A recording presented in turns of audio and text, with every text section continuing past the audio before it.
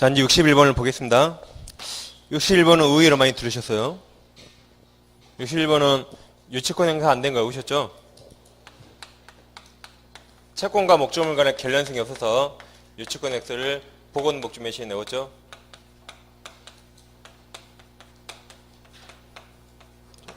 이 문제는 다 맞출 줄 알았는데. 보가 보증금이죠. 권익 권리금. 보고 이제 여러분 복받아 삭기 하시라고 들었어요. 지가 지상물 매수 청구권. 부가 부속물 매수. 매매대금. 매매대금 같은 말이 외상대금, 건축, 자재대금 채권 다 같은 말이었죠. 명의신탁이요. 계약명의신탁. 얘들은 유치권 X라고 그대로 나왔죠. 유치권 인정되는 경우 기억에 보증금 나왔나요? 유치권 X. 리을의 권리금 나왔죠? 유치권 X. 미음 부속물 나왔죠? 그러니까 정답이 그냥 니은 디귿 2번이죠. 그러니까 이렇게 아는 것과 문제 푸는 건 다르니까 오늘 틀리신 분들은 시험장에서 분명히 맞힐 겁니다. 오늘 틀리기 잘했어요. 그냥 시험장에서 내가 아는 거였네. 이 한번 충격을 받아야지 시험장에 딱 기억나겠죠. 그럼 니은을 보시면 임차인이 임차부동산 수선으로 발생한 유익비, 필요비나 유익비가 유치권 행사 가장 대표적 채권이죠. 이 비용들, 비용. 다음 디귿, 주택 신축공사한 소급이니 공사금 채권, 이것도 물건에 관하여 생긴 채권이죠. 수리비, 공사대금, 수선료 다 목조물에 관하여 생긴 채권이고 그 세 개가 아닌 거죠. 2번이 답입니다. 역시 2번은 저당권 설명 틀린 거죠. 1번 저당권 침해로 인한 손해배상 청구권은 이건 즉시 청구하는 거죠. 청구권은 저당권을 실행하여 경매해봐야 합니까? 실제상 손해액을 확정한 후가 아니면 이를 행사할 수 없다라고 틀렸습니다. 침해 시 즉시 행사할 수 있죠. 손해배상 청구권은. 1번이 답이고 1번을 모르셨더라도 자 2번 저당권이 자식이죠. 자식은 피해자분 채권 엄마 분리해서 양도를 썼으면 소멸시 되지 않죠. 이제 엄마 채권이 소멸시로 없어지면 엄마가 죽으면 자식도 따라주는 거지. 저당권만 별도로 소멸시 거는 거 아닙니다. 2번 맞을까? 3번 저당권은 피해자분 채권은 금전 채권이 아니어도 되죠. 단 등기법에서 이제 저당권 등기할 때 금전을 환산해서 그 가격을 적게 되어 있죠. 그렇지만 금전 채권이 아니어도 상관없습니다. 아마 4번과 1번이 헷갈릴 것 같은데 4번 제3취득자는 채무자 의사에 반하여도 변제할 수 있으나 이게 364조입니다. 그 다음이 좀 헷갈릴 것 같아요. 변제기 전에는 원칙 변제 못합니다. 근저당권이라면 채권액이 계속 증가 변동해요. 얼마일지 알아야 변제하겠죠. 그래서 아직 변제기 전에는 할 수 없는 게 원칙입니다. 5번 저당권. 자, 민법상 저당권 객체는 딱 3개라고 하셨죠? 민법상입니다. 민법상 저당권은 딱 3개예요. 객체가. 먼저 부동산, 토지 건물. 다음 권리는 지상권, 전세권. 지역권 X였죠? 민법이에요. 이제 다른 법에서 자동차 어업제다 막 이런 게 있는 거죠? 임목 같은 거. 민법은 딱 3개입니다. 부동산, 지상권, 전세권. 그래서 5번 더 맞았죠? 그래서 1번이 틀린 겁니다. 63번은 근저당 설명 틀린 거죠? 1번 근저당권의 피담무 채권이 확정되기 전에 그 채권 일부를 양도하거나 그럼 보통 저당권은 채권 양도 엄마가 집 나가면 아새끼 따라 나가죠? 근데 근저당권은 그 채권 하나하나에 따라가지 않는다 그랬죠? 양도하거나 대위변제의 경우 근저당권 양수인이나 대위변제자에게 따라가지 않습니다. 이걸 부종성 완화 그랬죠? 1번 맞았고 2번 이자는 채권 최고액 중에 산입되죠? 별도 등기할 필요 없다 그랬어요. 3번이 답이죠? 채권 최고액은 우선 변제 한도액이죠? 책임 한도액이 아니라. 그래서 민법 저당권에서 360조와 근저당권에서 채권 최고액은 우선 변제 한도액. 그리고 채무자가 거기까지 책임지는 책임 한도가 아니라 그랬습니다. 4번 근저당 실행 비용은 최고에 포함되지 않습니다. 5번 피담보 채권이 확정된 때에 담보할 채권 엄마가 없대요. 엄마가 없다면 근저당권도 없겠죠. 소멸하겠죠. 맞습니다. 자식도 소멸합니다. 그래서 3번이 정답은 쉬운 데 있었어요. 아주. 다음 64번. 갑이 채권자 을을 위해서 자신 나대지 외에 저당권을 설정한 후 건물이 신축되었다. 이에 대한 설명 중 옳지 않은 거 그랬죠? 그럼 누가 나대지 소유자죠? 누가 나대지 소유자예요? 그러니까 갑을병 나오면 잘 체크하면서 읽으셔야죠. 지금 이제 빨리 나대지 소유가 누군지 모르는 분은 분명히 문제를 2번 읽었어요. 그래서 시간이 부족한 겁니다. 다시 보세요. 64번. 갑 나왔죠? 갑이 채권자 을을 위하여 자신은 나대지, 지금 나대지 동그라미 위에 써보세요. 갑이라고 갑. 갑이 소유자죠? 나대지 위에 갑 썼죠? 다음 위에 저당권 동그라미. 누가 저당권자예요? 을 채권자 을 쓰시고 을. 설정한 후 건물 신축 도나십니다. 누가 신축했어요? 주어가 갑 쓰시고 갑. 이래야 이제 문제를 2번 읽어요. 자, 그럼 이런 겁니다. 갑소유는 나대지에 저당권자가 누구였죠? 우리고 그 다음에 갑이 건물 신축이라고 했습니다. 이게 이제 일괄경매청구권이죠. 일괄경매청구권 그러면 뭐가 떠오르세요? 일괄경매청구권 그러면 제일 중요한 게 저당권 설정자 소유 건물이어야 돼요. 저당권 설정자 소유 건물만 일괄경매할 수 있고 제3자 소유 건물 함부로 경매하면 안 되겠죠? 이것만 일괄경매 청구하는 겁니다. 그 다음에 건물의 대가에서는 우선 면제 받을 수 없어요. 그 다음에 이건 선택사항이지 의무가 아니에요. 선택입니다. 그래서 이게 항상 해마다 정답으로 나오고 있으니까 누구 소유? 설정자 소유 건물해야 돼요. 이것만 일괄경매할 수 있다. 자, 다시 보시면 나대지에 저당 설정했죠? 그럼 법정상은 X. 그리고 갑이 건물 신축했죠? 그럼 자, 우리 저당 목적물인 토지 경매할 수 있죠? 그래서 만약에 병이 경락받았다면 병이 철거해 그러면 여기 법정상권 이행제되지 않으니까 이거 철거해야 됩니다. 그죠? 철거해야 돼요. 철거하면 아까우니까 우리 선택합니다. 건물에는 저당권 없죠? 저당권이 없는데 건물까지 경매 청구예요. 그러려면 저당권 설정자 소유 건물에 가는 겁니다. 그랬을 때 토지 건물을 일괄해서 경매 청구할 수 있다. 일괄 경매 청구하면 동일인에게 경락을 시킵니다. 그래야 내 건물 내가 철거하지 않겠죠? 단 건물에 저당권 없었죠? 그래서 건물 대가에서는 우선 면제 받을 수 없어요. 그러니까 토지로만 돈 다 못 받을지 모르니까 꼭 할 필요가 없고 둘 중에 하나를 선택하는 거지 이거 할 의무가 없습니다. 선택사항이에요. 의무가 없고 선택사항. 자, 그럼 만약에 처음에 갑이 신축했더라도 이걸 A가 돈 주고 샀다. 그럼 현재 설정자 소유 건물 아니죠? 그럼 남 건물 함부로 경매하면 안 되겠죠? 이때 일괄경매 청구할 수 없습니다. 근데 A가 갑에게 토지를 빌렸어요. 지상권이나 임차권 설정해서 A가 신축했는데 그걸 나중에 갑이 돈 주고 샀다면 그럼 이제 소유자 똑같아졌죠. 그때는 설정자 소유 건물이 됐으니까 이때는 일괄경매 청구할 수 있습니다. 설정자 소유 건물 계실 중이에요. 자, 1번은 문제를 다 의리로 바꿨죠. 의리 일괄경매를 청구한 경우에 토지 환가 대금으로부터만 우선 면제 받을 수 있죠. 건물 X 맞았습니다. 2번 만일 병이 갑으로부터 지상권을 설정받은 후 건물을 신축한 경우 이제 이거 병이래요. 이걸 병 해보세요. 병이 신축해서 병이 지상권을 설정받아서 건물 신축했습니다. 그 다음 경우에는 일괄경매 청구권이 인정될 여지가 없다가 틀렸죠. 여지가 있어요.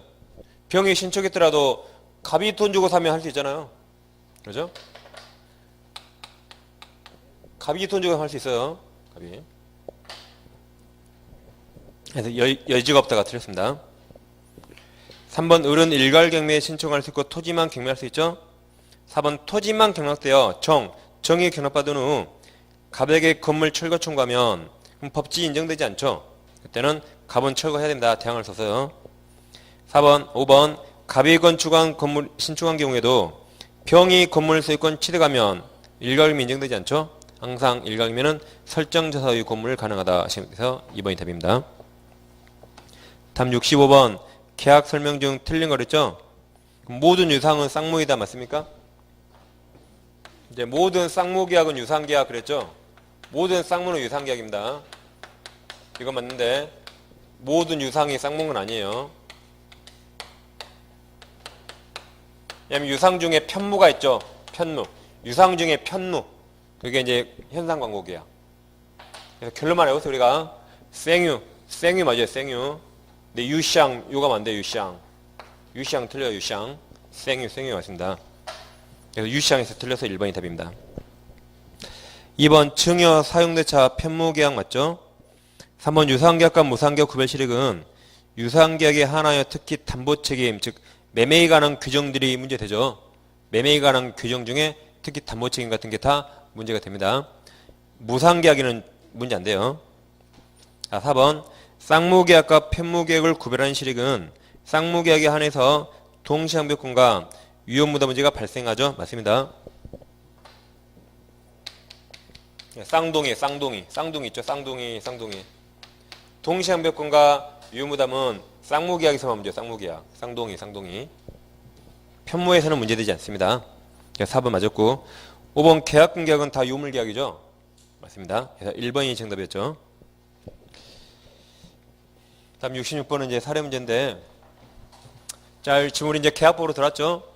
계약법은 거의 다 임의규정이죠. 임대차에서 강행규정이 몇 개 나옵니다. 그 전에는 다 임의규정 하시면 돼요. 그 다음 의사표시는 도달주의 같은 원칙인데 이제 발신주의가 있었죠. 그리고 우리가 무채발 격승발 외웠어요. 무권들의 최고 발신주의, 격지자 간의 승낙 발신주의.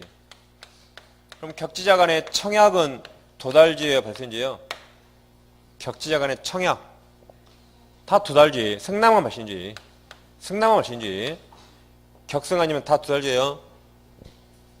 격승발은 이제 격지자 간에서 다시 아까 청약은 대원칙 도달주의, 승낙만 발신주의입니다. 이제 그 66번 문제가 이 격승발을 물어본 거죠. 66번을 보겠습니다. 갑은 승낙기간을 2016년 9월 30일로 정해서 을에게 자기 소유 중고자동차를 1,000만원 매도하겠다는 의사를 표시하였다. 청약한 거죠? 잠중 옳은 겁니다. 갑이 을에게 내 차 살래라고 청약했어요. 청약하면서 사고 싶으면 승낙기간을 정해줬습니다. 승낙기간을 9월 30일로 정했습니까? 그래서 을이 이제 승낙통지를 보내는 거예요. 자, 1번.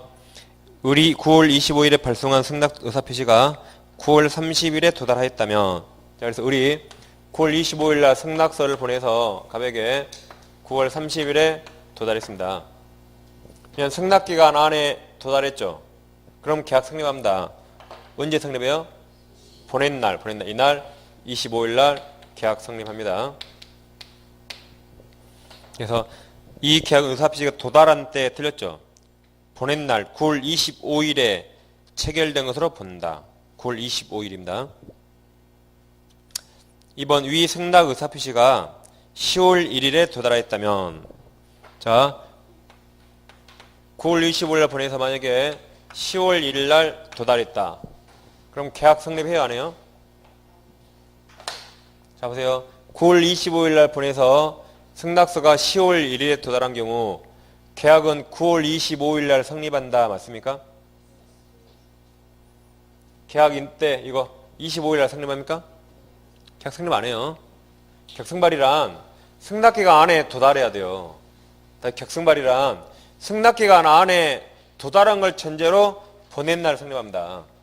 이 승낙기간 지났죠? 그럼 계약 성립 안 해요, 이거. 여기는 계약 성립하지 않습니다. 승낙기간 지났으니까. 이걸 연착된 승낙. 다 연착된 승낙인데 갑이 보기에 이걸 새 청약으로 볼 수가 있죠? 그래서 그 다음 2번 지금 보세요. 위 승낙 의사표시가 10월 1일에 도달했다면 연착된 승낙이죠? 이 의사표시는 어떤 효력도 없다 틀렸죠? 이것은 연착된 승낙으로서 갑이 새로운 청약으로 볼 수 있죠? 그래서 새로운 청약으로 효력이 있습니다. 새로운 청약. 그래서 갑이 다시 승낙하면 계약 성립할 수 있습니다.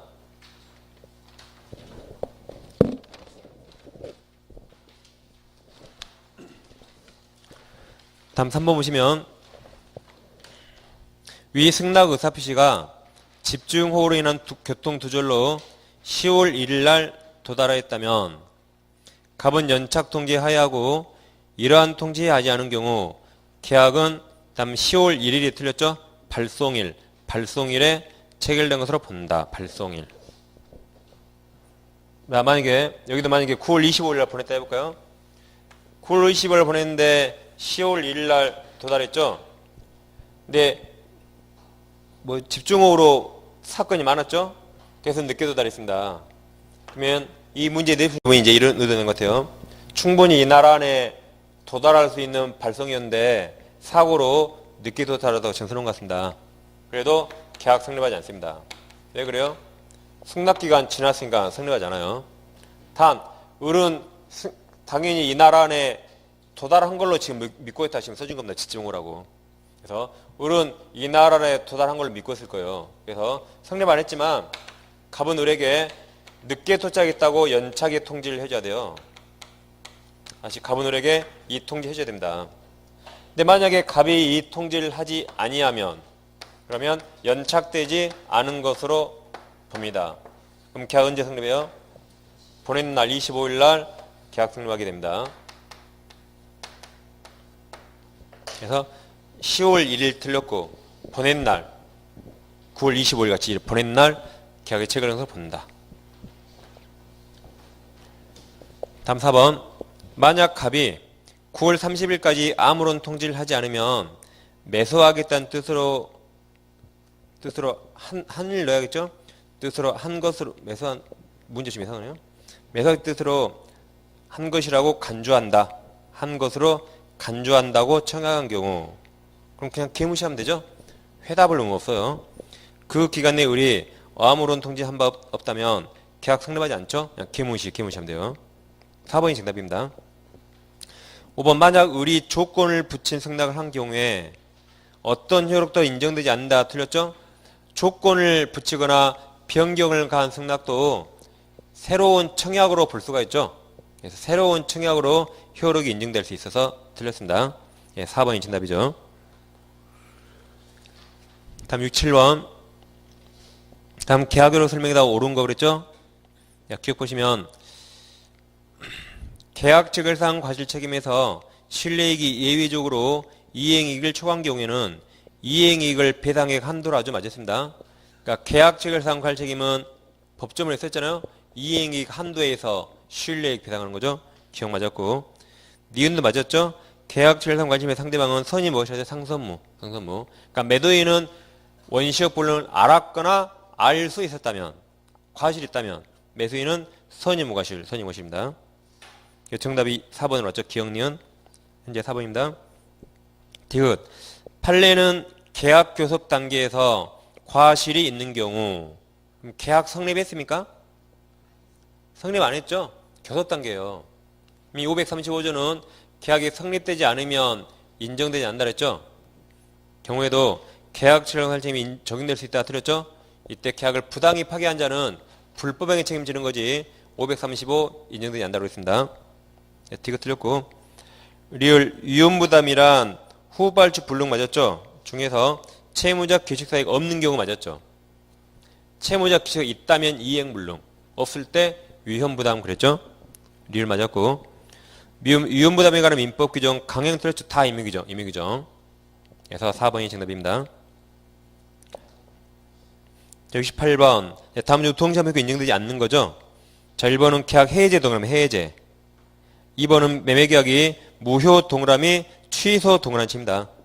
그럼 다 똑같죠? 계약이 나가게 되면 원상회복할 때 다 동시행 3번은 매도인 담보 책임은 587조에 동시행이 있는데 몰라도 됩니다. 신경 안 써도 돼요. 4번은 이제 시험에 한번 나올 때가 되는데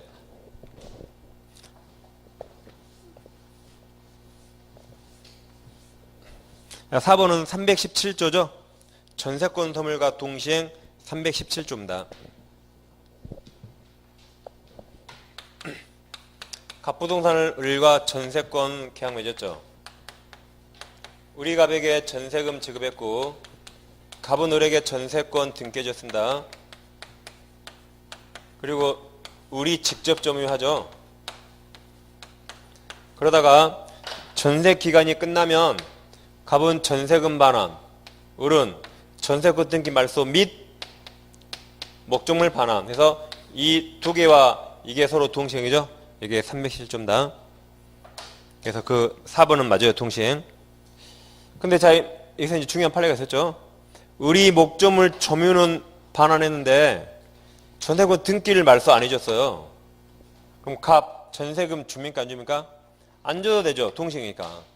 그럼 갑이 계속 전세금 가지고 있을 때 전세금에 대한 이자 상당액을 갑이 부당이득 했다 볼 수 없죠. 갑이 갖는 겁니다. 전세금 안 줘도 되니까. 이 중요한 판례 아직 시험 안 났어서 중요했습니다. 그럼 자 5번이 정답이겠죠. 자 5번은 우리 갑에게 3억 빌려줬어요.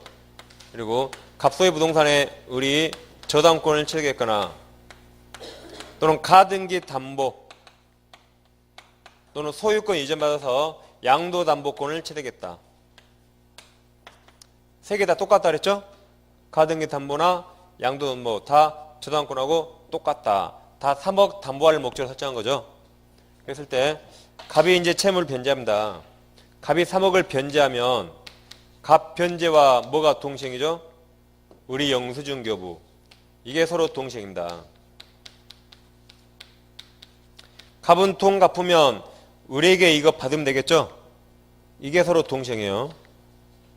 자 그럼 갑이 변제하면 이거 말소 등기 없이 다 무효죠. 그죠? 갑이 변제하면 피담은 채권 말소 등기 없이 다 무효입니다. 그럼 이거 말소와 변제 이게 서로 동시행인가? 동시행 아니에요. 이게 선의행 의무고 갚자마자 이건 무효예요 이거요. 그러니까 이거 말소가 후행입니다. 후. 다시 돈 갚자마자 이거 그냥 무효예요. 그러니까 이거 말소는 나중에 주면 되는 겁니다. 그래서 작년에 이 가등기 담보 말소가 이제 시험에 나왔죠. 작년에. 그래서 5번은 저당채무 변제가 선의행, 저당권 말소가 후행입니다. 후행. 동시행 아닙니다.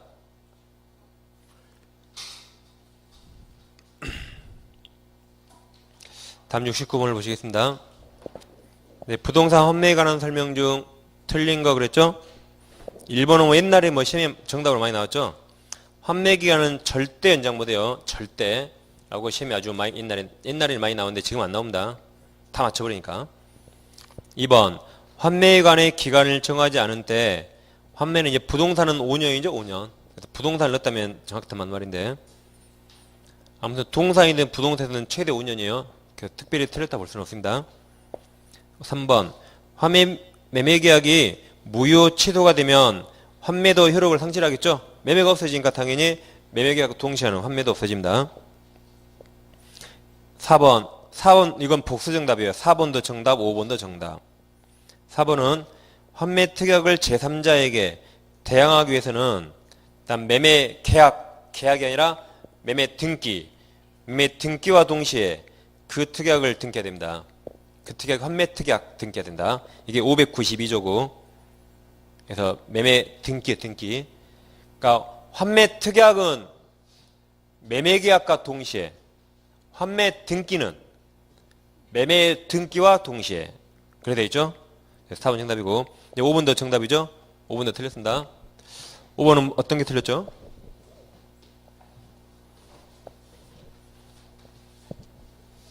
(5번은) 뭐가 틀린 것 같아요? 그렇죠? 이자가 틀렸죠? 이자.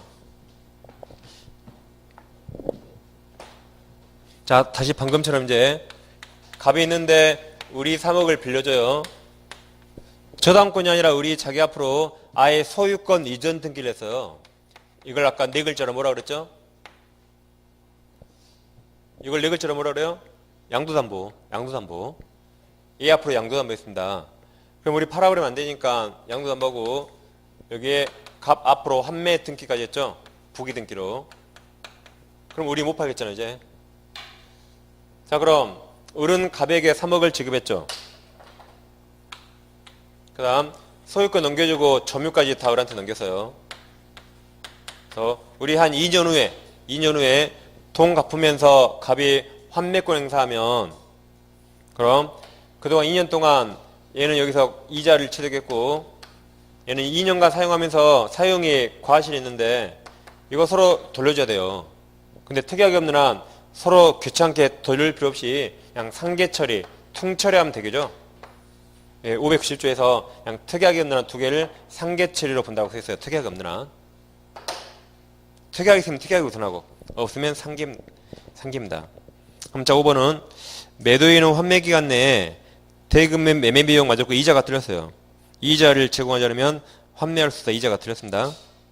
그래서 594조 내용이고 이자가 틀렸기 때문에 4번, 5번 다 복수응답입니다.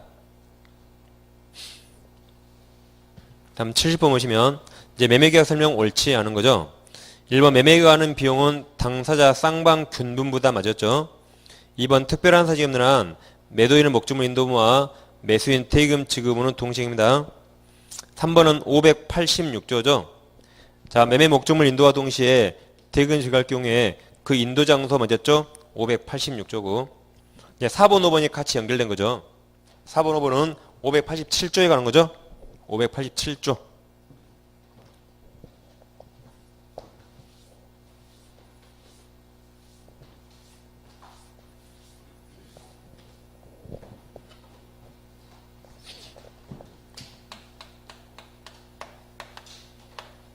자, 587조는 매수인이 매매대금을 지급하지 않았습니다.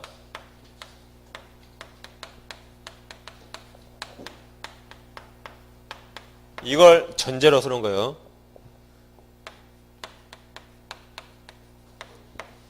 아무 말 없으면 매수인이 돈 안 준 거죠? 돈 안 준 거예요. 이걸 전제로 쓰는 조문입니다.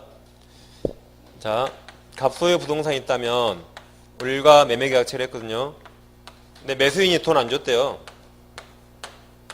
다시 갑소유 부동산이 있다면 우리가 매매했죠. 우리 돈 안 줬습니다. 이걸 이제 전제로 쓰는 겁니다. 그럼 여기는 갑도 물건을 넘기지 않았대요. 갑도 물건을 인도하지 않았다. 그럼 이동안에 여기서 나온 과실, 월세 누가 받아요? 과실? 매도인 갑이 취득하겠죠. 다음 여기는 을은 돈 안 줬는데 갑이 목적물을 넘겼네요. 갑이 목적물을 넘겼대요. 그럼 누가 점유하죠? 을이 점유하죠. 을이 점유하죠. 그러니까 을이 사용하죠.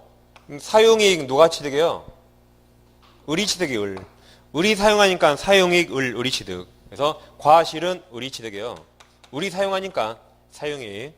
다음 먼저 인도받았기 때문에 나중에 돈 줘야겠죠. 그럼 인도받은 날로부터 돈 줄 때까지 이자까지 가산해주면 값 손해 없죠. 그렇죠? 그래서 을이 사용하니까 사용이익도 원칙 을이 취득합니다. 그럼 자, 갑과 을이 있는데 이제 을이 돈 다 줬대요. 이거 이제 판례요. 그러니까 법조문 없는 거고. 근데 갑은 아직 목적물 인도하지 않았다. 그럼 이동안에 과실 누가 취득할까요? 이때 을 줘야겠죠. 이때도 갑 해버리면 갑은 과실도 취득, 이자 수익도 취득하고 을은 아무것도 취득 못하면 을이 부당하기 때문에 이때는 돈 줬으니까 이자 수익은 갑이 취득, 과실은 을 줘야겠죠. 네, 세 가지를 잘 보시면 돼요. 그럼 자 동그라미 4번 보시면 70번의 4번입니다. 매매계약이 있은 후에도 인도하지 아니한 목적으로부터 생긴 과실은 그럼 매수인 돈 줬습니까? 줬단 말 없죠. 안 준 겁니다. 그럼 매도인에게 기소간다 맞았죠? 여기 매도인에게 갑에게 기소간다. 다만 매도인이 이행지체에 빠진 경우에는 매수인에게 기속된다. 틀렸어요. 이것도 매도인입니다. 다만 이하에 매수인 돈 줬어요? 안 줬어요? 다만 이하. 돈 안 줬죠? 그럼 매도인 이행지체도 아니든 매수인은 돈 안 줬으니까 매수인이 과일 취득 못해요. 여전히 매도인. 다시 매수인은 돈 안 줬죠? 그러니까 매수인은 뭐 매도인 이행지체도 아니든 매수인 돈 안 줬죠? 그러니까 당연히 매수인은 과실 취득 못합니다. 그죠? 그래서 거기도 매도인이에요. 똑같이. 뒷부분 매도인에게 기소한다. 그래서 틀렸습니다. 4번이 정답이고 5번 목적물 인도 전이라도 매수인이 매매대금 완납하면 그럼 여기죠? 인도 전이라도 완납하면 과실 누가 책이요? 매수인. 그래서 매수인이 수거한다. 맞았죠? 네, 4번이 정답입니다. 다음 71번은 자 계약해지에서 해지의 3자는 항상 등기한자죠? 해지의 3자 그러면 등기한자예요. 1번 일방 당사자 계약 위반을 이유로 한 상대방의 계약 해지 의사 표시에 다시 읽어볼게요. 자 1번 일방 당사자 계약 위반을 이유로 한 상대방의 계약 해지 의사 표시하여 계약이 해지된 경우 그 다음 상대방이 계약상 의무 이행을 구하는 경우 그 다음 계약을 위반한 당사자 위반하는 사람도 너가 해지했잖아 라고 해야겠죠. 그자도 당해계약인 너 상대방 너 해제로 소멸됐음을 들어 이행을 거절할 수 있습니다. 2번 해제 의사표시 이전이죠. 해제 전에 물권을 이전받은 경우에도 악의 3자도 보호되죠? 보호된다. 해제 전은 선의 악이 다 보호되죠?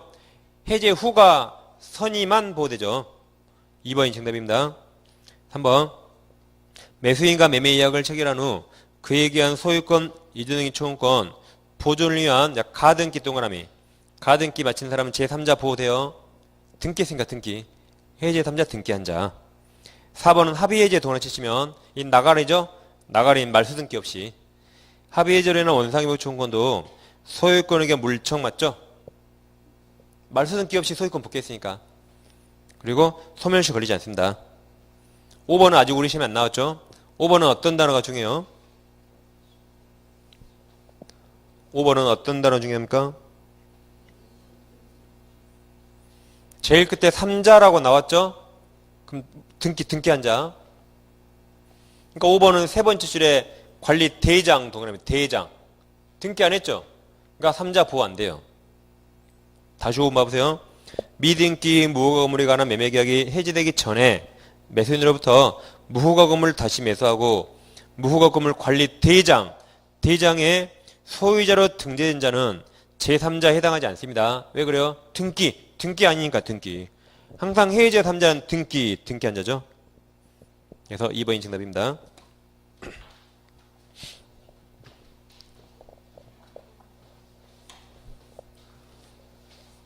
지금 보니까 많이 아는 걸 많이 틀렸죠? 그래서 이거 맞출 수 있었다 그런 게 많이 있죠. 그러니까 항상 제가 말씀드린 게 항상 제가 말씀드린 불나감 모든 과목 노력해보세요. 모르는 거 절대 두 번 읽지 마세요. 딱 2번을 읽고 있는데 모르는 것 같아요. 보지 마세요. 그냥. 두 번 보면 압니까? 책을 두 번 봐야 알아요. 책을. 지문은 두 번 말하면 더 몰라요. 그렇죠? 그러니까 모르면 그냥 넘어가세요. 모르는 지문은. 그리고 실수 많이 했죠? 그러니까 내가 안 걸 한 번 더 봐요. 내가 안 문제를. 실수 안 했는가. 여러분들이 과목당 두 문제씩 실수하거든요. 최소한. 그럼 5과목 10문제를 실수한 거예요. 실수만 어깨 갑니다. 모르는 거 절대 보지 마세요. 모르는 거. 내가 안 걸 실수 안 했는가 그걸 다시 봐야 돼요. 그러니까 여러분들은 시험 보는 습관을 고치셔야 되니까 여러분. 습관을 고쳐보세요. 내가 안 걸 실수 안 했는가 한 번 더 봐야지. 모르는 거 10번 보면 알아요? 머리 아파서 그 다음 문제도 틀려요. 머리 아파서. 모르는 거 막 짜봤자. 그러니까 안 걸 실수 안 했는가 그걸 봐야지. 모르는 거 절대 두고 보지 마세요. 그러게 지금 당장 며칠이라도 남은 거 그러게 모든 과목 해보세요. 시간이 남아요. 그 시간 남으면 내가 안 걸 실수 안 했는가 그걸 정확히 보셔야 되게. 습관을 바꿔보세요. 그러게. 바꾸셔야 돼요. 그래야 실수를 안 하고 학교 갈 수 있습니다.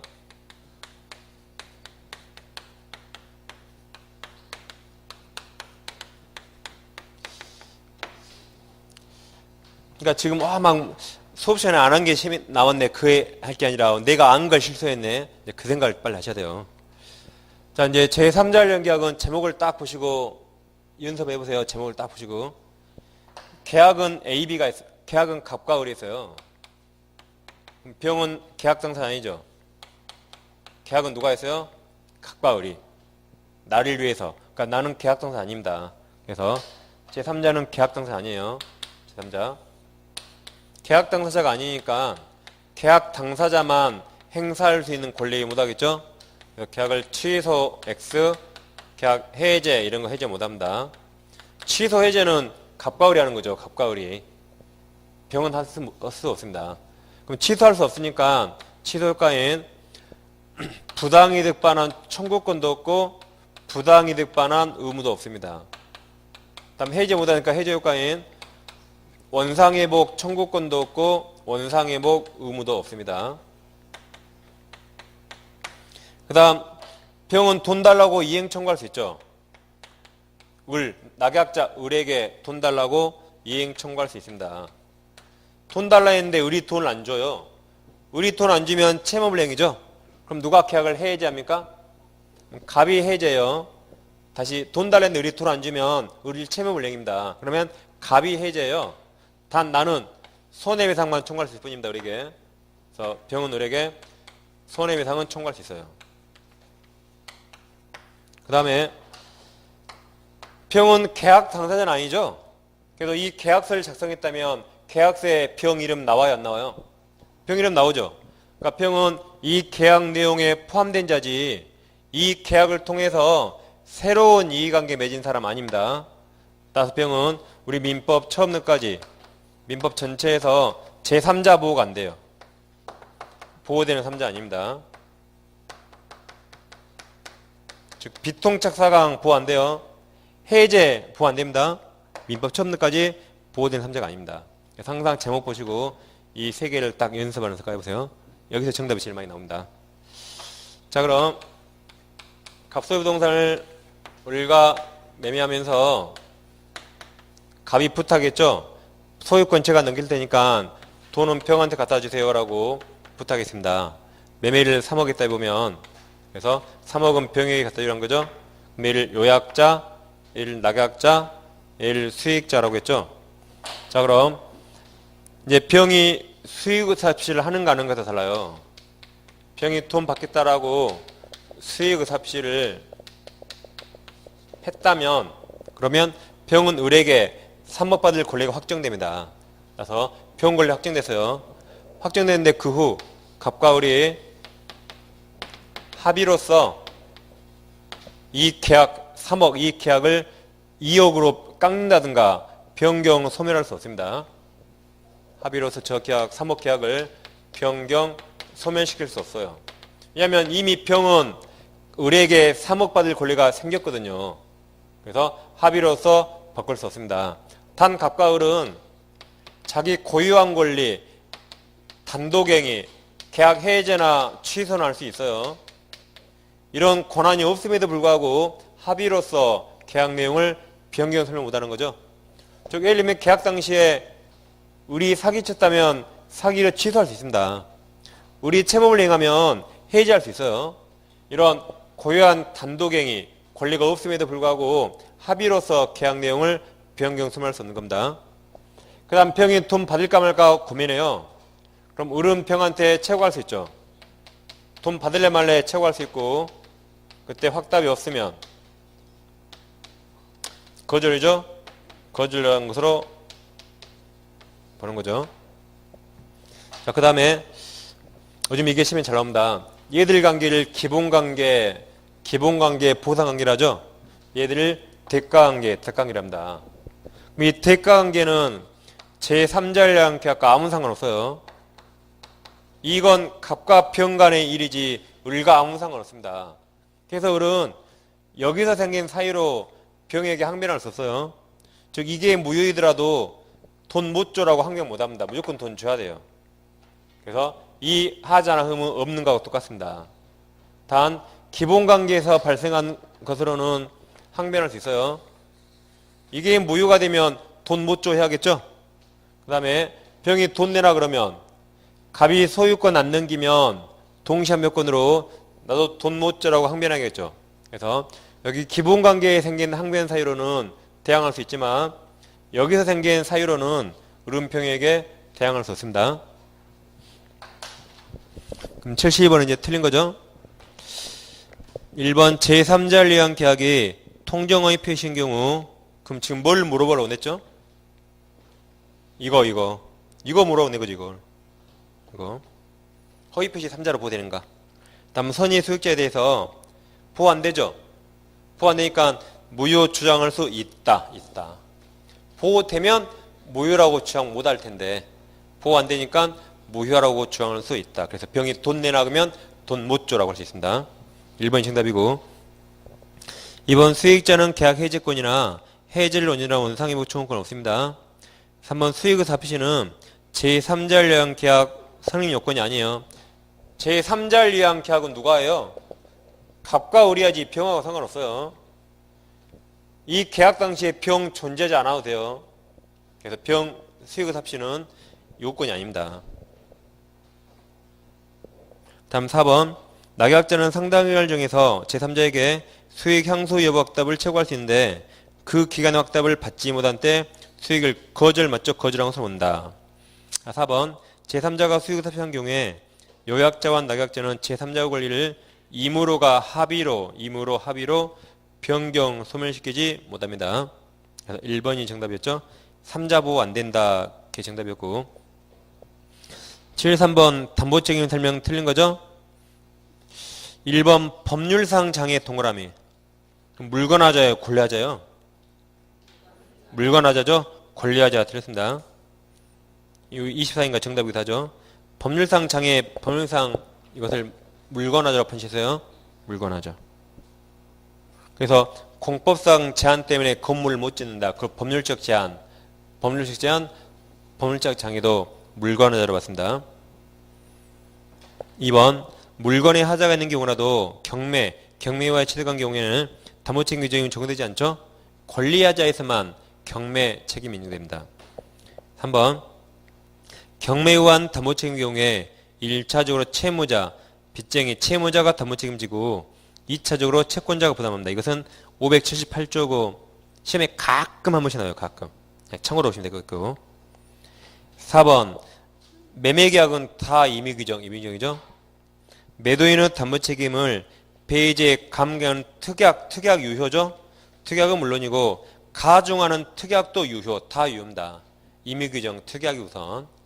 다음, 매도인이 하자를 알고 담보책임을 면하는 특약, 그건 무효지만 나머지 특약 다 유효입니다. 그 다음 이제 우리가 권리하자에서 악의 매수인도 행사 가능한 거 외우셨죠? 전해일감 실손이라고 권리하자에서 악의 매수인도 주장 가능한 걸 외웠습니다. 권리하자에서 악의 매수인도 행사 가능한 거. 그 말은 선의는 당연히 행사할 수 있겠죠? 이걸 전부 타인 권리 매매에서 악의도 해지할 수 있고 일부 타인 권리 매매에서 악의도 대금 감액 청구할 수 있습니다. 그 다음에 저당권이나 전세권이 실행 또는 행사됐다. 경매가 나왔단 말이죠. 이때 악의 매수인도 다 계약 해제와 손해배상 청구할 수 있습니다. 그래서 우리가 악의도 가능한 것을 전해일감 실손해 그래서요. 전해일감 실손해. 그럼 전해일감 실손해가 아니면 나머지 이외에는 뭔지 몰라도 무조건 선의 매수인만 행사할 수 있죠.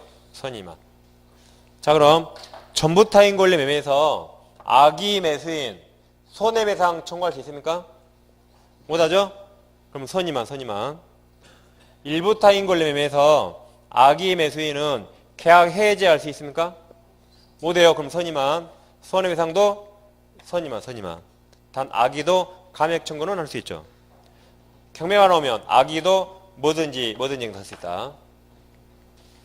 자, 그럼 만약에 어떤 부동산에 갑이 소유자인데 가등기가 있어요. 이 상태에서 갑이 병한테 팔았습니다. 갑이 병에게 팔았어요.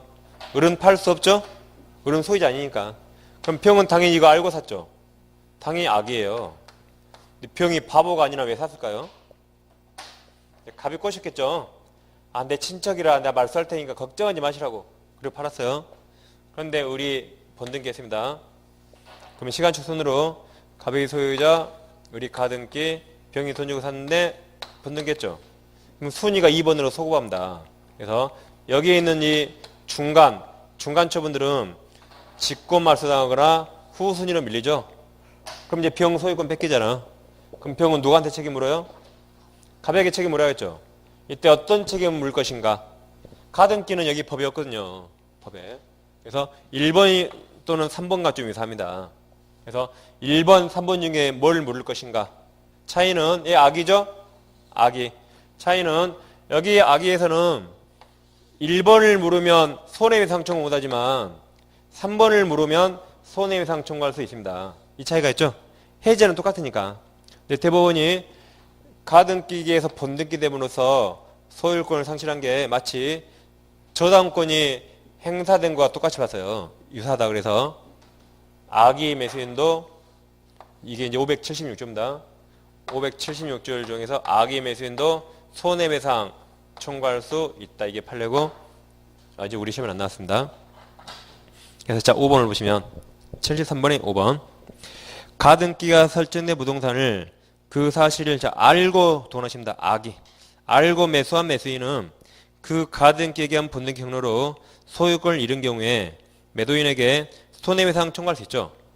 이걸 준용하니까 이걸 576조를 준용하니까 손해배상 악의여도 청구할 수 있습니다. 이 570조를 준용했다면 손해배상 청구 못하는데 그래서 정답은 1번에 있었는데 좀 많이 이걸 깜빡했죠. 이거 좀 많이 틀렸던데.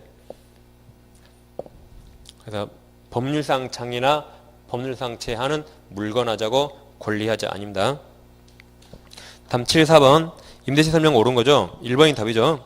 특이하게 없는 한 임차인이 유익비를 지출한 경우에 임대인은 자신 맞죠? 임대인 선택에 따라 임대차 종료시 맞죠? 종료시에 임차인이 지출한 금액이나 증가액을 상환해야 됩니다.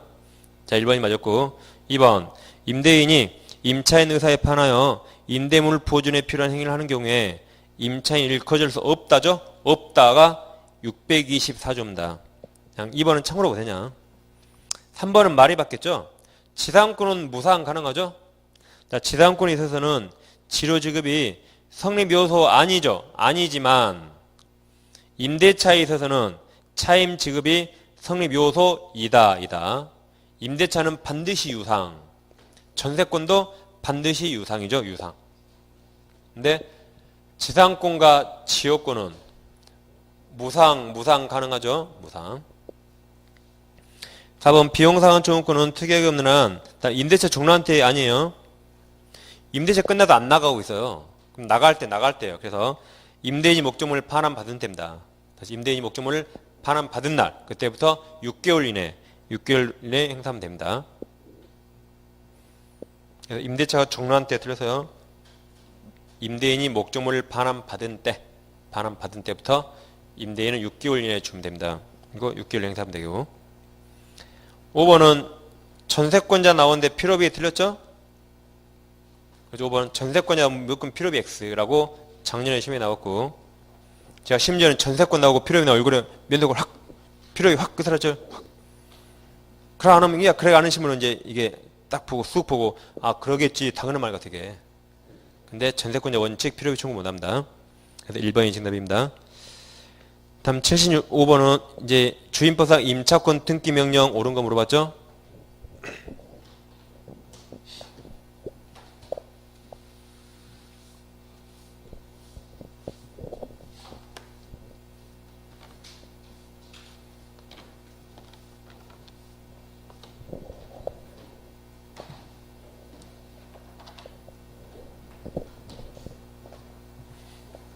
자, 갑소유 주택이나 상임법 다 똑같습니다.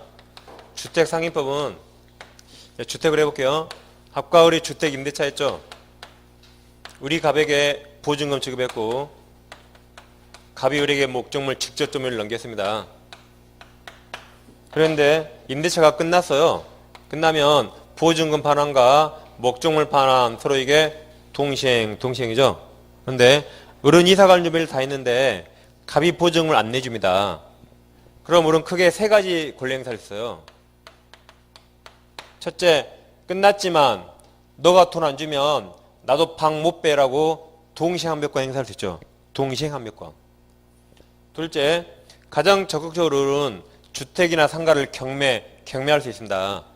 그럼 임차인에게는 경매 신청권이 없어요. 따라서 을은 경매하려면 보증금 반환 소송을 해서 승소 판결을 받으면 그 판결을 집행권원으로 해서 집행권원, 그래서 이 주택을 경매할 수 있습니다. 경매를 다루면 민사집행법이고, 민사집행법에서는 우리 지금 뭐 받으려고 경매하죠? 보증금. 그러면 내 반대채무 이행 제공해야 경매 들어갈 수 있습니다. 민사집행법. 다시, 내가 이거 받으려고 경매하니까 민사집행법에서 내 반대채무 이행 제공해야만 경매할 수 있어요. 말은 방 빼야지 경매할 수 있습니다. 근데 방 빼버리면 대항력 우선면제 다 날아가거든요. 따라서 주임법, 상임법에 특별히 적용돼가지고 주택 임차인이나 상가 임차인은 경매할 때 점유 반환 안 해도 돼요. 그것을 반대채무 이행을 집행개시 요건으로 하지 않는다 그럽니다. 다시, 주임법, 상임법에서는 경매할 때 점유 넘기지 않아도 돼요. 그것을 반대채무 이행 제공을 집행개시 요건으로 하지 않는다라고 상임법을 해서 25회 시청자로 나왔어요. 근데 그 두 가지는 우리 시간이 많을 때요. 동시합류권이나 경매, 이건 1년 이상 걸릴지 몰라요. 시간이 많을 때입니다. 을은 지금 당장 이사 가거든요. 그때 을은 단독으로 법원에 을은 임차권 등기 명령을 신청할 수 있습니다. 단독으로 임차권 등기 명령을 신청할 수 있다. 그럼 등기하면 을 권리가 다 공시되죠. 다 공시되니까 을이 이제 이사 나가도 기존에 있던 대항력 우선 면제권 다 유지가 됩니다. 그래서 혼자 이렇게 단독으로 등기하고 을은 나갈 수 있어요. 그럼 이제 대항력 우선 면제 다 유지됩니다. 그럼 이제 갑은 온천하에 고기신다 그랬어요. 보증금 못 빼준 놈이라고. 그래서 갑이 쪽팔리니까 알았어, 야 임마 돈 줄 테니까 빨리 말소해 그랬어요. 그러니까 우리 너부터 돈 내라 그랬죠. 갑이 무슨 소리야, 동시행이지.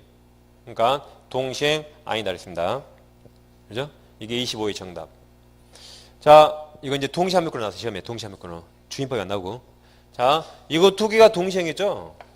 안 하니까 이거 했잖아요. 그럼 이게 이제 선행이에요. 보증금 반환이 선행이고 임차권 등기명의 말소가 후행으로서 동시행 아니다 그랬습니다. 이런 식으로 해서 이제 그 세 가지 권리를 같이 비교하시면 되겠어요. 그럼 75번은 이제 옳은 겁니다. 1번. 임대차가 종료된 후 보증금을 받아맞지 못한 임차인은, 그 다음 틀렸습니다. 임차인 주소가 아니라 임차주택 소재지라 해야 돼요. 임차주택 소재지. 임차주택 소재지 관할하는 법원에 임차권 등기 명령 신청할 수 있습니다.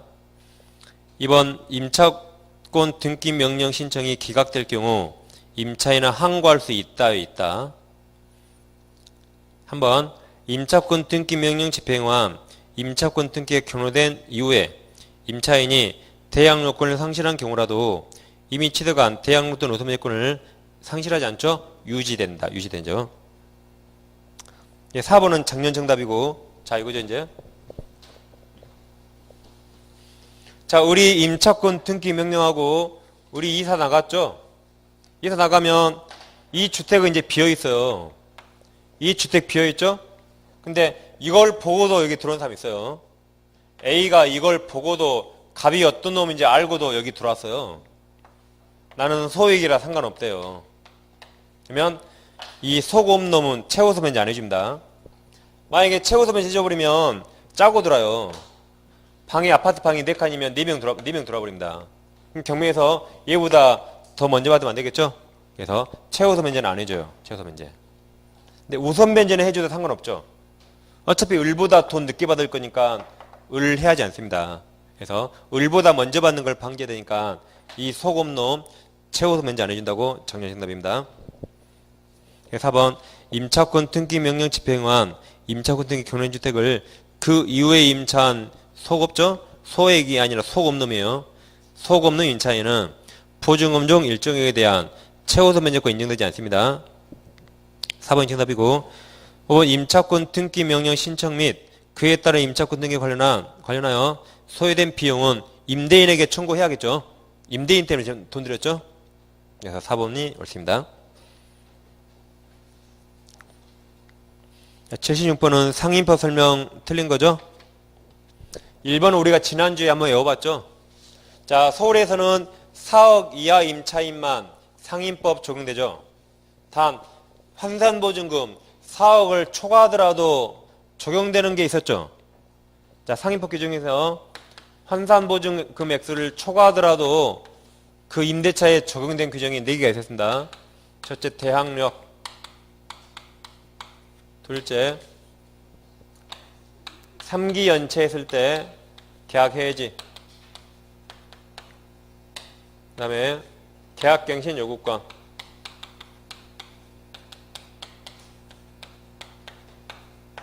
그 다음에 권리금 보호 규정.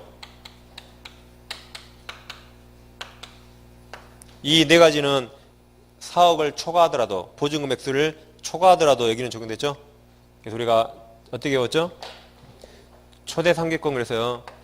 초대 3개권, 삼계탕이 아니라 초대 3개권, 3개권. 초대 3권, 초대 3권. 그래서 예를 들면 서울에서 상가 임대차가 보증금 2억에 월 차임이 250만 원이에요. 그럼 환산하면 4억 5천이죠. 4억 5천이니까 원칙 상인법 적용되지 않죠. 그러더라도 이 4가지는 여기에 적용됩니다. 임대차. 그럼 이 임차인은 우선 변제권 인정됩니까? 우선 변제권 인정돼요? 인정 안 돼요. 여기 없으니까. 최우선은 당연히 안 되고, 그러죠? 그러면 최단기간 1년 보호받아요? 최단기간 1년 보호받습니까? 안 받아요. 여기 없으니까. 여기 없으니까. 그러니까 임차권 등기 명령 인정됩니까? 안 돼요. 여기 없으니까. 얘한테는 뭐만 적용된다?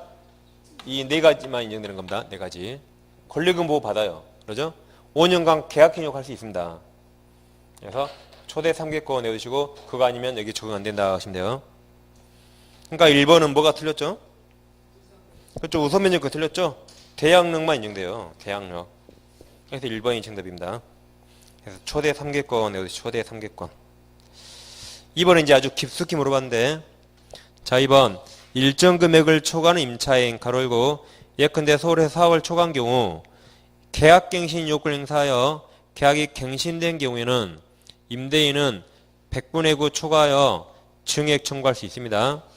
그러니까 원래 상인법이 적용되는 4억 이하 임대차, 서울에서 4억 이하 임대차는 계약갱신 요구했을 때 100분의 9% 이걸 초과해서 증액할 수 없어요. 이 보호를 받는데 100분의 9 보호를 받는데 얘는 상인법 원래 적용되지 않죠. 그래도 이거 행사할 수 있지만 이때는 100분의 9 보호 받지 못합니다. 그래서 임대인은 9% 초과해서 보증금 월세 올릴 수 있습니다. 그래서 제가 그때 옛날에 이거 설명드릴 때 상인법에서 얘들한테 이걸 인정했지만 9% 초과에 올릴 수 있어요. 그러니까 인정 하나만 하라고 말이 많았다고 말씀드리겠습니다. 그 다음 또 하나 3번은 계약갱신 요구를 원래 거절하지 못하는데 계약갱신 요구 거절할 수 있는 사유가 있죠. 그걸 외웠습니다. 밥 많이 먹기로 타고난 대처리가 있어요. 밥 많이 먹기로 타고난 대처리가 부추와 삼합 보쌈을 좋아하죠. 부추와 삼합 보쌈만 먹으니까 메뉴 일부가 전멸 중, 메뉴 일부가 전멸 중. 그래서요.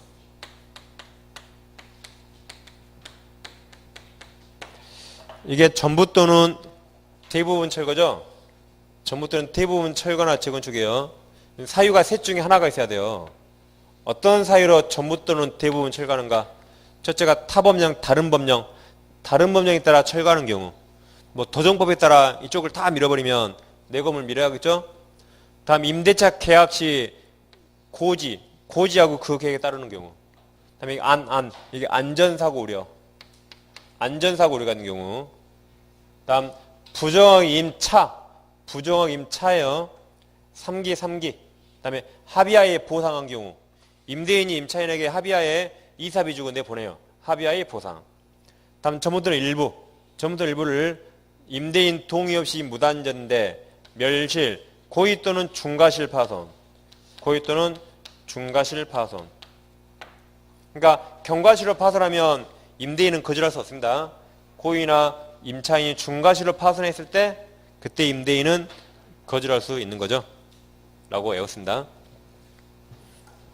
그럼 자 3번. 임차인의 계약행 요구권은 임차인이 임차한 건물 전부 또는 일부를 고의 또는 중과실로 파손한 게 인정되지 않죠. 4번. 일정 금액을 초과하는 임대차가 예컨대 4억을 초과한대요. 그러면 임차권 등기명이 인정되지 않죠? 아까 초대 3개권 말고 나머지는 인정 안 된다 그랬어요. 5번은 누가 선택해서요? 임대인. 자, 내 건물 들어오면 내가 선택한 사람이 들어가겠어요? 임차인이 선택한 사람이 들어가겠어요? 내가 선택한 사람. 자, 5번. 임대인이 선택한 신규 임차인이 임차인과 권리금 계약을 체결하고 그 권리금을 지급한 경우, 그럼 현재 임차인 손해 없죠? 누구한테나 권리금 받으면 될 거 아니에요? 꼭 임차인 내가 선택한 사람한테 받아야 돼요? 임대인이 선택한 사람 받으면 되잖아요? 그 경우는 임대인은 임차인에게 아무 책임지지 않습니다. 임차인 받을 돈 다 받았기 때문에. 그래서 1번이 정답이었습니다.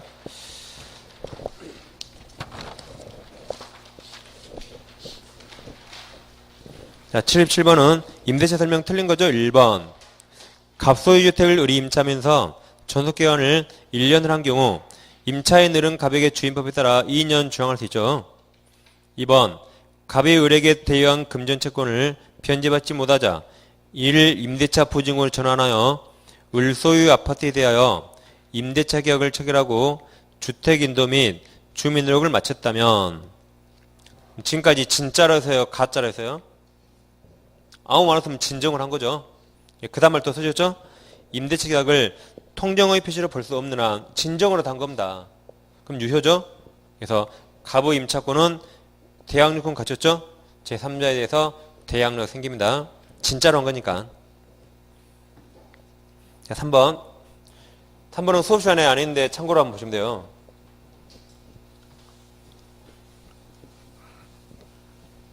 제가 수업 시간 안 한 것은 최근 6년 이내에 시험에 나온 적 없으니까 안 한 게 많이, 그래서 안 한 겁니다.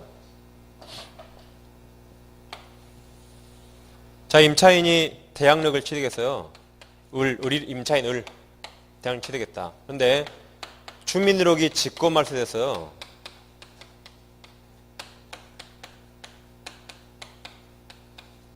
그럼 제3자가 보기에 이제 대항력 없죠, 얘? 제3자가 보기에 대항력 있는 주택 임차인이 없어요, 여기. 없습니다. 그래서 A가 임대인 갑에게 A가 대출해주고 A은행이 저당권을 취득했어요. 왜 대출해줬어요? 대항력 갖춘 임차인은 없으니까. 그런데 이제 우리 그 사실을 알게 되고 우리 주민등록을 우리 재등록합니다. 주민등록 회복, 주민등록 재등록 이때예요. 근데 이때 재등록을 어떻게 하는가? 우리 판례가 주민등록법 절차에 따라 했는가? 아니면 주민등록법 이외의 절차에 따라 했는가 나눕니다. 이 주택임차인이 주민등록 재등록할 때 주민등록법에 따라 재등록했다면 말소되지 않은 것처럼 대항력이 쭉 유지돼요. 쭉 유지. 주민등록법에 따라 재등록했다면. 그러면 저당권보다 선순위죠. 그러죠? 선순위로 대항이 있는 겁니다. 그런데 주민등록법 이외의 절차로 했다면 이 재등록한 때부터 그때 대항력이 생겨요. 그러면 저당권보다 후순위가 되겠죠. 이게 판례 태도입니다.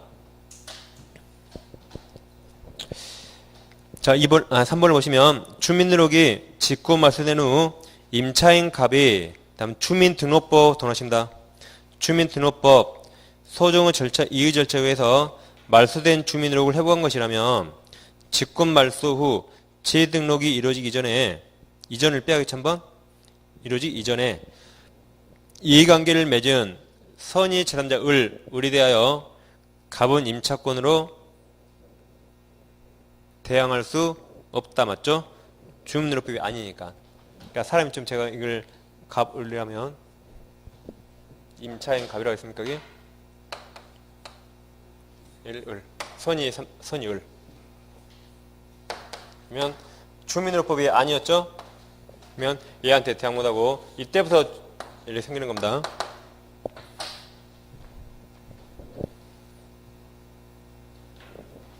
그 다음 4번, 5번 이제 묶으셔가지고 일단 5번 그런 게 답이라 했죠?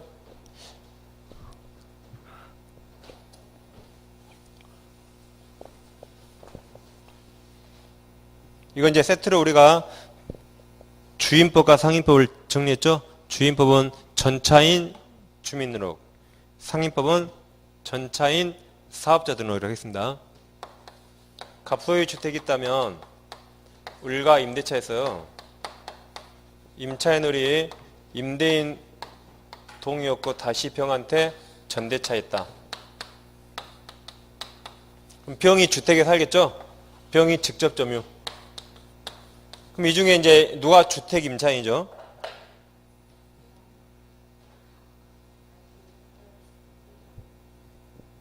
누가 주택 임차인이에요? 을이 임차인이죠. 얘는 전차인이에요. 을이 임차인입니다. 그럼 대항력은 을한테 인정돼요. 을. 대항력 을에게 인정되면 병은 동의여든 적부한 전차인이라서 을이 보되면 병도 자동으로 따라서 보되는 겁니다. 대항력은 을에게 인정돼요. 그럼 을 대항력은 주택인도나 점유. 주택인도 점유하고 주민으로 해야 되죠. 그래야 대항력이 인정됩니다. 그럼 을 점유해야 하네요. 간접점유해요. 간접점유. 이렇게 점유 나오면 간접점유 무조건 포함돼요. 을 간접점유하죠. 이제 문제는 이겁니다. 주민으로 누가 풀어야 되는가? 실제 사안에서는 을 앞으로 주민으로 되어 있어서요. 그러면 대항력 인정 안 됩니다. 이거. 을 실제로 살아요, 안 살아요? 병이 살고 을 살지 않죠. 살지도 않는데 내 이름으로 주민으로 가면 이거 위장전입으로 처벌받아. 이거 처벌됩니다. 보호 안 돼요. 실제로 살고 있는 병 이름으로 주민으로 돼 있어야 그래야 을에게 대항력이 인정되고 동의받은 적부한 전대차라 그럼 병도 따라서 보됩니다. 그래서 실제로 살고 있는 병 앞으로 주민으로 돼 있어야 돼요. 그럼 병은 전차인이죠? 전차인이에요. 또는 병은 직접점유자입니다. 그래서 지읒 하시면 지읒 여기도 지읒 하시면 돼요.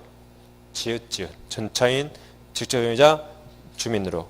상임법이라면 전차인 사업자 등록, 주임법은 전차인 주민으로. 그러니까 이 사건은 이 주택이 을이 산 적 없는 거예요. 이 주택이 을이 산 적 없습니다. 임대차하고 바로 병한테 넘긴 거예요. 그래서 병이 들어와요. 그럼 병이 들어온 다음 날 0시부터 을이 대항력 취득합니다. 병이 들어온 다음 날 0시부터 을이 대항력 취득을. 자, 4번. 임차인 갑이 임대인 승낙을 받아 을에게 임대주택을 적부하게 전대한 경우, 다음 전차인 동일하십니다. 전차인 을이 주택을 인도받아 자신의 주민으로 동그라미. 주민을 하면 갑이 임차인이죠. 갑도 제3제 대항력이 생기죠. 5번 이 사후 경우에 전차인 을이 주택을 인도받았으나 을 이름으로 주민을 이전하지 않더라도 갑이 임차인이죠. 갑 이름으로 주민으로 되었다면 을은 제3제에서 대항력 갖는다. 틀렸죠? 대항력 안 생깁니다. 전차인 명의로 해야지 대항력 생기고. 그래서 5번이 틀렸습니다. 5번이 정답입니다. 3, 7, 8번은 명의시타 설명 옳지 않은 거죠. 1번은 그냥 참고로 보세요. 수탁자가 소유인 경우에 그럼 수탁자 소유입니까? 원칙 신탁사 소유죠. 다시 수탁자가 소유인 경우에 수탁사익 소유 형태는 공유이지만 각자가 언제든지 공유물 분할 청구를 할 수 없습니다. 자기 거 아니에요. 신탁자 건데 자기들이 나눠 가져요. 원칙 안 됩니다. 2번은 X, 2번은 그냥 보지 마세요. 소시장 본 적 없으니까 안 보는 게 좋아요. 3번 상호 명의신탁은 유효죠.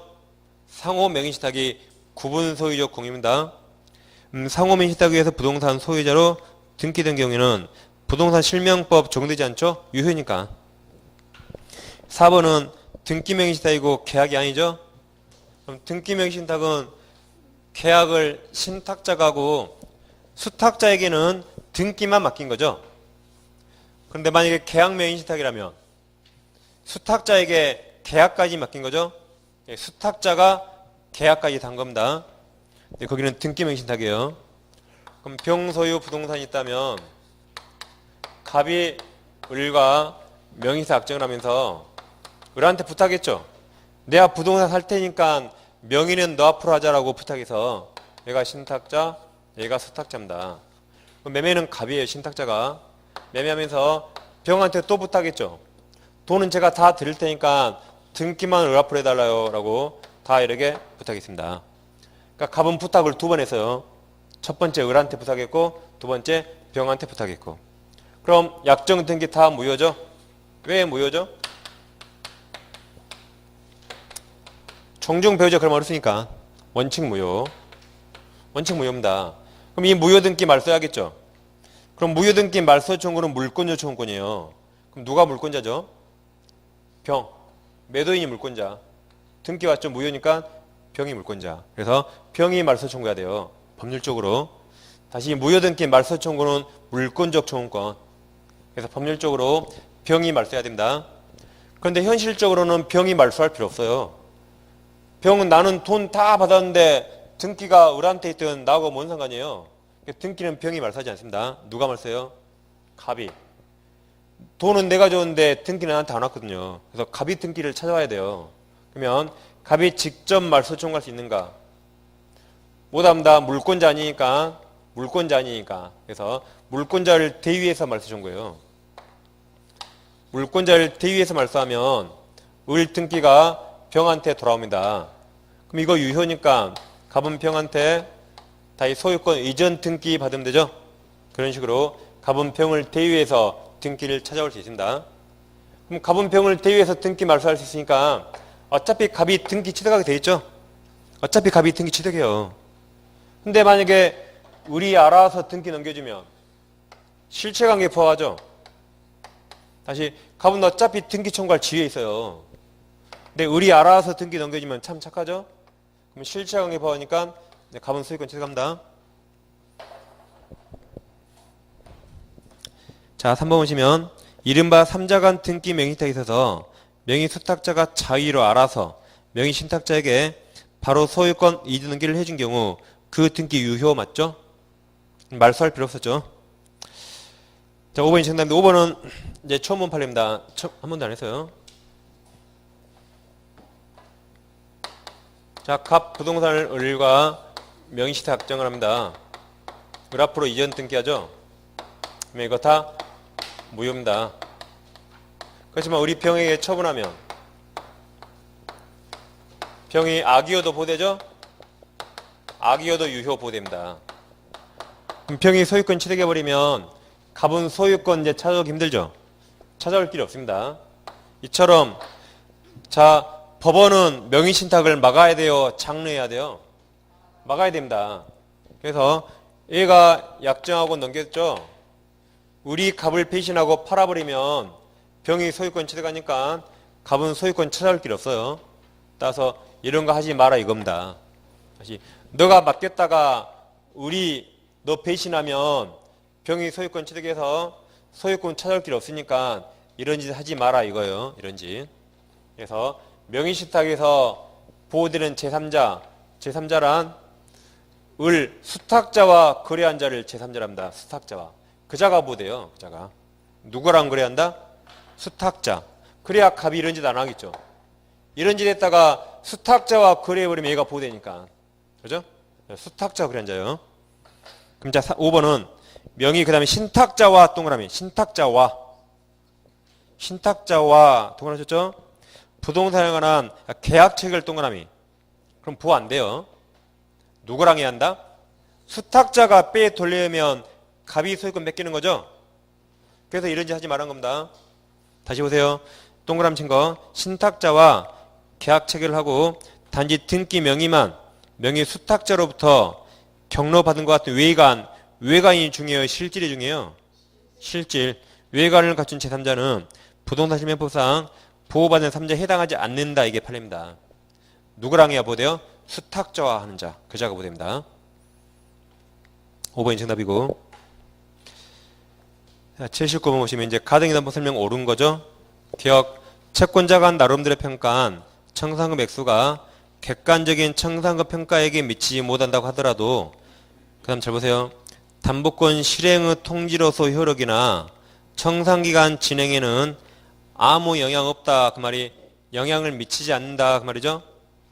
그럼 거기 아무 영향 없다가 무슨 말이에요? 거기 아무 영향 없다가 무슨 말이에요? 그렇죠. 실행 통지 효력이 있다. 그 말이에요. 그리고 청산기간 진행한다. 그 말입니다. 다시 아무 영향 없다가 실행 통지 효력이 있다 없다? 있다. 청산기간 진행한다 안 한다? 한다. 그게 아무 영향 없는 겁니다.